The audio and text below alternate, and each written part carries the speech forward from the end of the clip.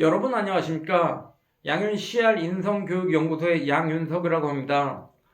오늘은 함석헌 선생님이 생각하고 계시는 유교의 뜻에 대해서 말씀을 나누고자 합니다. 그것은 역사적 사건을 깨달아서 우리의 지혜와 힘으로 삼고자 하기 위함입니다. 함석헌 선생님은 유교의 뜻을 한마디로 올가미를 삼키며 벗는 일이라고 정의하고 계십니다. 그것은 이렇습니다. 유교가 끝나고 이제 남북이 분단이 됐죠. 그 남북 분단이 우리 목을 얽어매고 있고 우리 목구멍에 불구덩이가 자리 잡고 있는 것으로 그렇게 이제 생각하고 계셨기 때문입니다. 우리의 목에 올가미가 쳐져 있고 우리 목구멍에는 불구덩이가 자리 잡고 있으니 얼마나 괴롭겠습니까?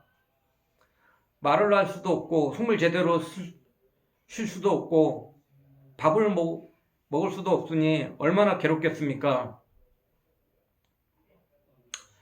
그러니까 이거를 해결하기 위해서는 이 올가미를 벗어 던지고 목구멍에 자리를 잡고 있는 불구덩이를 내려가게 해야 됩니다. 한마디로 남북 통일을 되기 위해서 하나됨을 이루어야 하는 것이죠.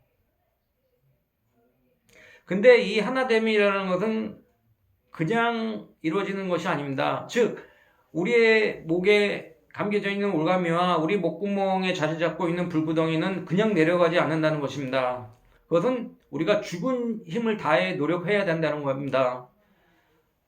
머리가 깨지고 코피가 나고 입술이 터지고 심지어 우리 목구멍에 자리 잡고 있는 불구덩이가 내려가는 동안에 우리 몸이 다 타들어가더라도 그 고난을 참고 죽은 힘을 다해서 노력을 해야 된다는 겁니다. 80년대에도 그런 생각을 하는 사람들이 있었습니다. 민족이 하나 돼야 된다. 통일을 이루어야 된다. 그래야지만이 우리 민족이 앞으로 나아갈 수 있다. 통일을 기반으로 해야지만이 무슨 일을 해나갈 수 있다. 이런 생각으로 행동에 나섰던 사람들이 있었습니다. 여러분 강철서신이라고 알고 계신 김영환이라는 사람 있지 않습니까? 그 사람은 이제 서울대 학생이었는데요. 그 배를 타고 북한에 가서 김일성을 몇 번 만나기도 했습니다. 그 또래의 386이나 지금으로 말하면 586 세대의 사람들은 586 세대 운동권 사람들은 주체 세상에 빠져 있었고 한국이 미국의 속국이라고 생각해서 종속 이론에 빠져 있었으며 해방신학에 심취되어 있었습니다. 그래서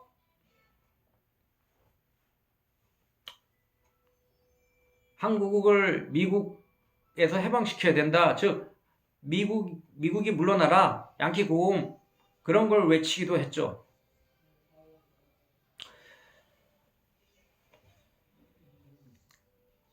그러다가 이제 그런 생각은 1991년에 소비에트 연방의 붕괴로 이제 승패가 나기 시작했습니다. 그럼에도 불구하고 지금도 이제 586이 정권을 잡고 되살아나고 있는 것이 이제 그러한 생각입니다. 그것은 아직 우리나라가 하나 되지 못했기 때문이라는 것이죠. 통일이 되지 못하기 때문이라는 것이죠. 당파 싸움을 계속 하고 있기 때문이라는 것입니다. 그러니까 역사에 대한 반성을 먼저 해보자면 이제 함석헌 선생님은 우리가 이제 유교가 끝나고 3.8선이 생기게 된 것은 뭡니까? 우리가 약소국이었기 때문이라는 거예요. 그러니까 우리 자체를 탓하자. 우리 자신의 문제에 기인하는 것을 본 것입니다.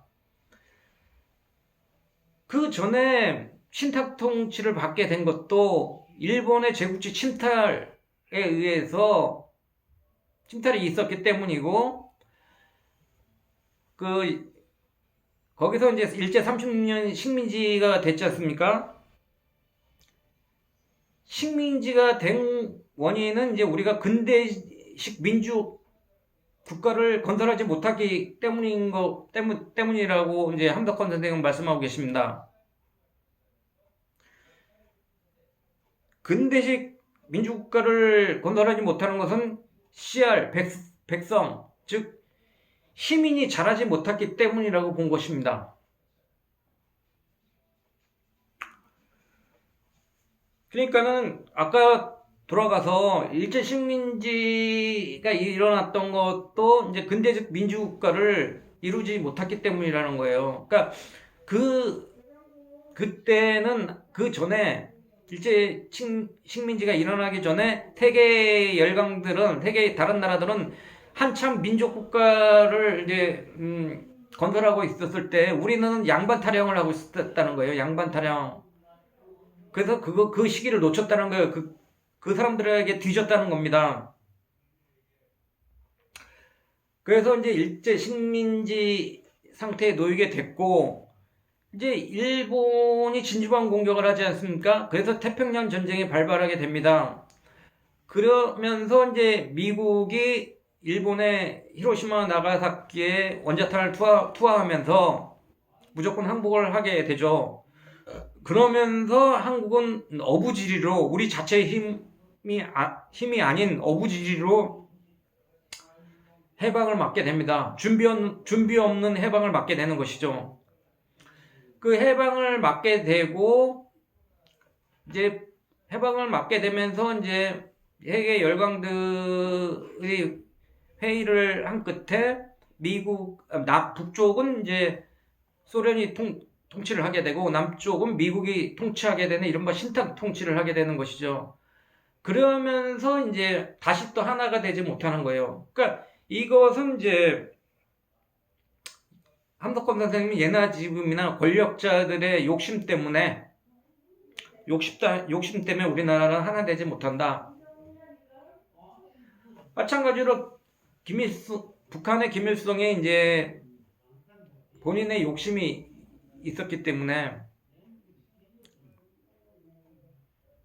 그 남한도 남한대로 권력자들이 욕심이 있었겠죠. 그런 욕심 때문에 하나 되지 못한 겁니다.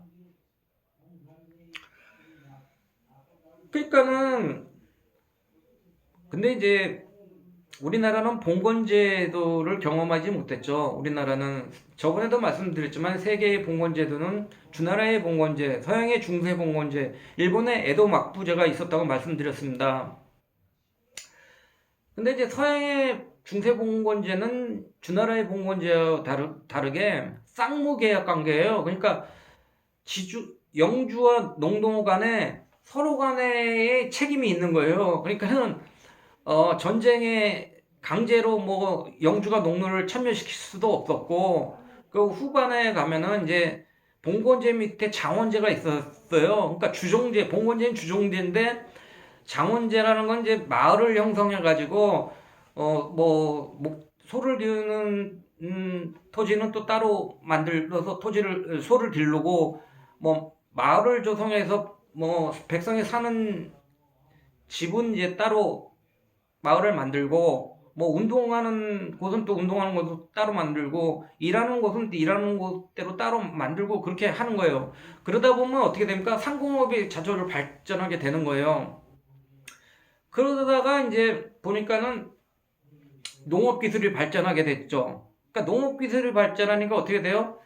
한 곳의 땅에서 이제 여러 번 경작을 할 수 있는, 또 여러 가지를 경작할 수 있는 그런 기술이 개발되게 되니까는 영주 즉 지주 계급이 땅을 이제 자기들이 경작하기 시작하는 거예요. 왜? 땅을 내가 여러 번 경작